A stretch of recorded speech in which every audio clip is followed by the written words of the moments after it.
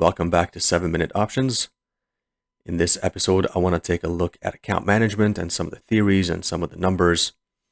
So the general idea is that if you have an account, and let's say your account has X dollars in it, then you want to have between 60 and 80% of that value in positions that are actively generating theta for you, right? That are actively out there giving you time premium, or some kind of a future expectation of a greater return, right? That's what you want to have kind of invested in open positions, and you want to hold the remainder in cash.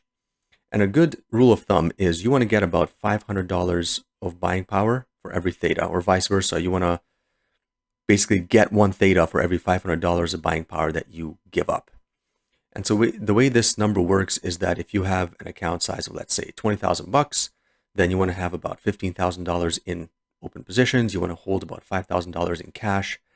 And if you are getting one theta for every 500 bucks, then $15,000 invested should get you about 30 theta, right? That's about $30 per day in time premium that you can expect to farm. And so this is a very generic approach, but this shows you kind of how the numbers work. And all this is very possible. And, the question that comes up quite often is, well, why do you have to have like $5,000 in cash? Why don't you just push it all the way to zero, invest all the money you got, right?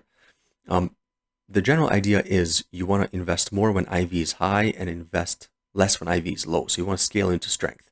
So as volatility contracts, like it is right now in the market, basically you just want to start closing positions and you want to hold on to a little bit more cash. So when that IV does spike, like it inevitably does always, when IV spikes, that's when you want to open more positions, right? So maybe when IV is high, you only want to carry $2,000 or $3,000 in cash, and when IV is low, you might want to carry $6,000 or maybe even $7,000.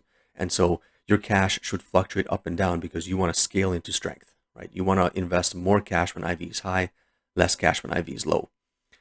The other thing is, of course, it can work backwards against you. If you invest all your money when IV is low and all of a sudden you have an IV spike, then all of a sudden you can lose a whole bunch of money real quick because your credit spreads and your iron condors are going to be underwater because you opened them into a low IV environment, IV spiked, and now they're worth more and it costs you more to buy them back. And so that's definitely a position you want to avoid. So this is like an average sort of rule of thumb. That's where you want to be. If you have undefined risk positions, so if you like to do a lot of strangles or naked puts, naked calls, that kind of thing, you want to have more cash because remember at that point, your risk is not defined and the buying power that you need to maintain your position, the cash you need to maintain your open positions, it is volatile. It moves up and down. It's not fixed. So if all of a sudden a market starts to dive or a market starts to spike up, then you're going to need more and more cash to maintain those open positions, and you definitely don't want to be in a position where you run out of cash and you can't maintain your positions, and then you have to start closing open positions prematurely just so that you can have some cash to keep the rest open. That you want to avoid that type of a margin call type situation. So if you have a lot of undefined risk positions, you want to have more cash. If you have a lot of defined risk, if you only have iron condors, then yeah, push it when the IV is high because you already know what your maximum losses can be. To look at what this works out to in terms of the numbers, right? If you have 30 theta, let's say, looking at the same example here, $20,000 account, you have 30 theta because you have $14,000 or $15,000 invested. So if you have 30 theta and you can collect that for 200 days, you can expect to collect about $6,000 a year. You need a $20,000 in your account to have those positions open and maintain that account.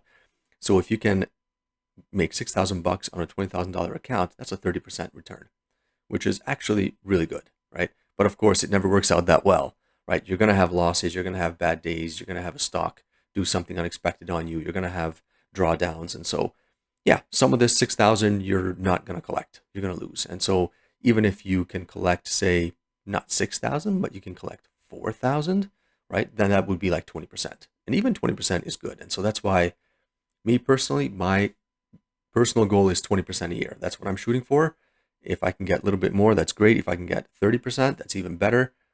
But I don't want to get less. I want to learn how to be consistent, 20% year on year. If I can do that consistently, I'll do very well in the long run. Remember, this is a waiting game. This is not the type of strategy that will let you double your account in 1 month or whatever. Like none of that nonsense. No, just go for 20% a year consistently and you'll do very well.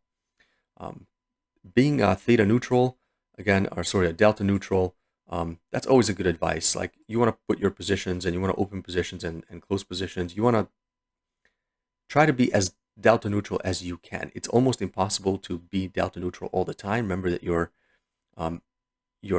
beta weighted net deltas, I mean, that's always going to change every single day as the market moves up and down. And so a slightly net positive or net negative is okay, but not too much. So today is one of those days where I found out what my delta is for my whole portfolio. And even though right now it's showing me that my, I'm carrying 33 positive deltas, which means if SPY moves up by $1, I expect my portfolio to move up by 33. Conversely, if SPY moves down a point, I would expect my portfolio to go down by 33 bucks. Well, today SPY's down almost $1, right? SPY's down 87 cents as of right now, and my portfolio is down 340 bucks. And that's because there are a lot of stocks here, like IPOD, like Palantir. These stocks have only been on the market for a few months. There isn't a lot of history, and so the correlation coefficients are off, right? Like Palantir doesn't have a coefficient of 4.61. IPOD doesn't have a correlation coefficient of minus 2.3. And so some of these are off, right? And so that's why this number is really accurate when you have well-established ETFs and big name stocks. When you have a bunch of smaller stocks like IPOD or Palantir that are have a small cap value or they don't have a lot of history, then this number can be a little bit misleading. So yeah, so my actual SPY weighted deltas for this account is not positive 33. It's more like positive 100 or positive 200, because even a small move downward right now is spiking it. A lot of this is just volatility increasing. Remember, if volatility increases, you are going to start losing money. So you can see the VIX is up 0.5 points today. So just from the VIX increasing today, a lot of my positions, of course, now have gained in value, which is not good for me because I sold them. So this minus 300 is partly from me being highly delta net positive and also from the VIX expanding a little bit. But obviously, the closer I am to zero here, the smaller these daily fluctuations are going to be. And that's what I want. I want small daily fluctuations. I don't want to go up by 500 one day and then now down 300 the other day. I want to keep these small, maybe $20, $30 up one day and $20, $30 down the other day or something, but keep them small, keep them consistent.